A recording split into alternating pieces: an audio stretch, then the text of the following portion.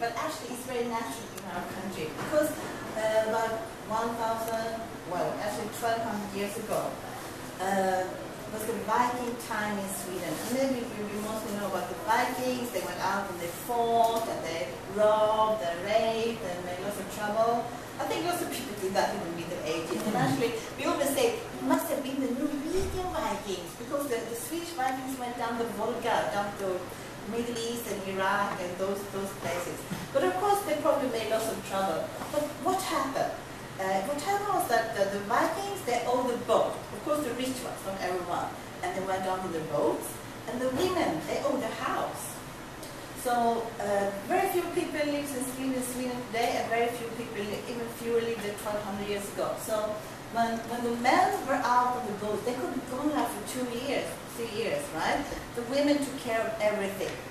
So the Viking women, she had a special dress here.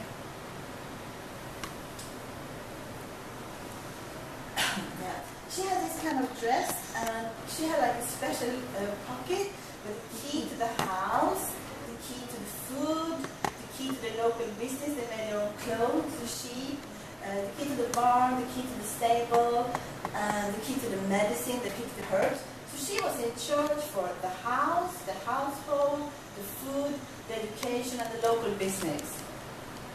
So we didn't need, actually we never had anything. When I think of Swedish women and feminists, or Nordic women, we never had any feminists. There were no men there, we just took charge. Someone has to do the job, right? No need to sit there and dream. So this is what happened. So you don't need a man anyway. You don't need men. Yeah, we love men, but we want our own house. We just, of course we love men, and now comes the next part. We love men, many men. So if the man came back and he from this little tour there, and the woman wasn't so pleased with him, she said, "Oh, I'll change to another man. You go stay on your boat." So the Viking women, this is very special, I think, because all over the world we look at like, wow, I had a lover, or I didn't see my husband or boyfriend for a long time, and I got pregnant. Women all over the world are still afraid of this, right? But the Viking woman, she got pregnant, and she said, I'm going to have my baby because I own the house, I own the local business, I have the clothes, the food, everything. So if the husband came back like, who is this child? And said, yeah, I had a lover. He had to accept that. For practical reasons, of course. And that time, all over Europe, they had slaves. And I don't know, of course, maybe slaves, they were badly treated, I'm pretty sure. But if a slave, they had children too. I read many stories like the children of the slaves could also stay in the big household if they could find a place to work. If they couldn't work, I think some people say that Swedish people are not romantic people at all. I think we are very down-to-earth people. We just fix it, and we don't ask anyone else to fix it. We just fix it. This tradition, so like nowadays in Sweden, there are special kind of festivals. We go and dress like a Viking, eat like a Viking. And when I went to school, we had like special Viking weeks. Everybody was like Viking, like digging a hole somewhere or doing something. And actually, the time during the Viking era, we kind of, actually people said, wow, it was like for like pirates or whatever, but it actually also was for farmers. So our society structure was kind of created at that time.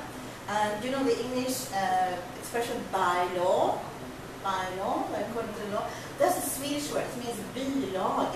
Bylag is means village chief. And what happened was that the women, you know, women we like to talk, right? Well, that's a good example of this. Yeah. Good example of it.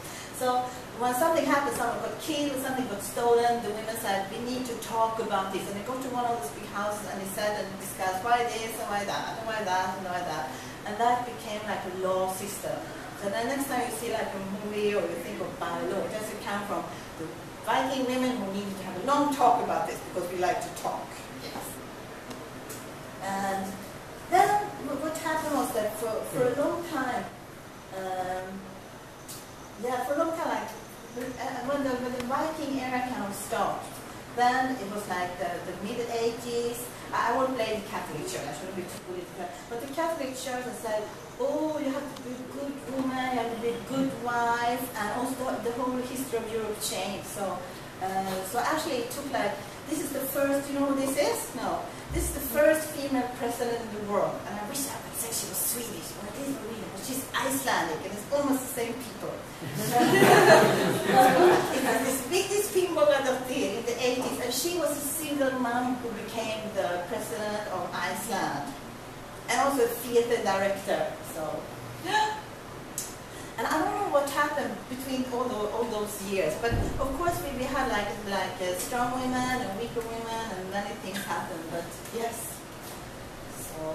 And if you look at lists like nowadays, like in the Scandinavian countries, we have more female, I think, bosses, hello there, and ministers than other countries. But it's not perfect, and I don't want to say my country is equal, because it's not an equal country. But I think because Swedish people think like, this is our history. We never like, I'm a woman, you're a man. We didn't have that, but we just feel that we are equal, and we live in a wonderful country. We want to take care of it. I think also in our country we like to care a lot about our nature, like sustainability. The Viking women, this kind of woman too, because yeah, like a good grandmother, you know, everyone has to eat, right? So we try to, and everyone has to, if you're sick, you need to go to hospital. So for us, it's very natural that hospital, and like if you have you're a single mother, you need money from the government. Of course, someone should care for you. It's very normal, I think, for women. I like to think. So the Swedish socialistic system or the Nordic socialistic system come from this kind of thinking. We never had this kind of, we are the communists, we are the feminists, we are like, this is our heritage. We like everyone to share. We like everyone to kind of live in like harmony with nature. Right, this is more people. And this is one of our goddesses. This is Freya. Yes, this is a smaller. It's like any woman, right? A woman with her cat. And she is our goddess. Hello, thanks for invitation. Many people. Sit here. Okay. And when we talk about Sweden, I feel I need to talk about sex, because lots of people actually is like, wow, the Swedish girls, and I went to Sweden at a big party, Swedish people so easy, or Swedish girls so easy, sex all the time, and blah, blah, blah. So I would like to share with you, if you don't mind, a little story from my youth. Yes, that's a long time ago, this was years now. And I think, I don't say like all Swedish women are the same, or like, I think this is very yeah, like everyone has their own kind of thinking and moral. But Swedish women, if we have many sex partners, if we have many lovers, if we want to have an independent life, no one really looks down on us. I think I would, yeah, I can't speak for everyone. Maybe someone has a religious view or someone has something. But like when I was 20, that's 30 years ago now. When I was like 20, people would say to me when the Swedish girls used to discuss, they would say, wow, you only had three boyfriends the last 2 years, so you're too slow. I'm like, yeah, I'm shy, and this guy had a long time, and blah, blah, blah. I'm like, how about you? I'm like, yeah, I had this one, and this one, and this one, and this one, maybe 20, maybe 30, and no one would think that is strange, right? So it's just up to you. You can choose. And I think it's because we don't really expect any kind of romance, or of course people marry. I was married myself later on, 8 years. But really, I think it's like no one really looks down on you, and this is because this lady, her name is Freya, and we named Friday after her. She's a love goddess. So we say, if you're going to pick up a guy, go on a Friday. It's the love goddess day. And Freya was very important. There was like Thor and Odin. Maybe you've seen all those. There's a movie now called Thor, right? And Freya was one of the really important goddesses, because she thinks, just like Pippi, she thinks it's so important to help her friends. So she was very popular both among men and women, because she was very unselfish, she was very brave, and she always liked to help everyone. And also she was very happy. She said, I'm not going to be sad or sit and cry, I'm going to fix things. And she lived in her own big house, of course. Maybe she did some good things and some bad things, or like started a war or made some trouble.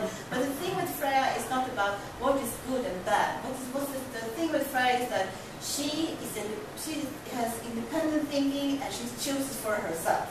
Yes. And I like to think that modern day Swedish women will have something of this, like Viking history is important. So I share my silly story here. Yeah, like when I was 21 or 22 or something, I was working in Denmark, and I was living like in a big community, maybe like 30, 40 people, and lots of musicians and lots of other people. and I was working with television, and yeah, it was cool. Then I came home late one night, and it's like 3 o'clock in the morning, and I was a little drunk, and like, shit, it was like nowhere to sleep, right? I was just staying here for a month or so. And I thought, and then these gorgeous guys comes against me, and like, wow, you can sleep in my bed. And I'm like, wow, this is like nice. And I was like, haven't I seen these guys somewhere? But I was like, young Danish guy, really nice. And I lie down, and this guy starts to lick me, and licks me, and licks me, and licks me, and then when it comes like coming down here, I like,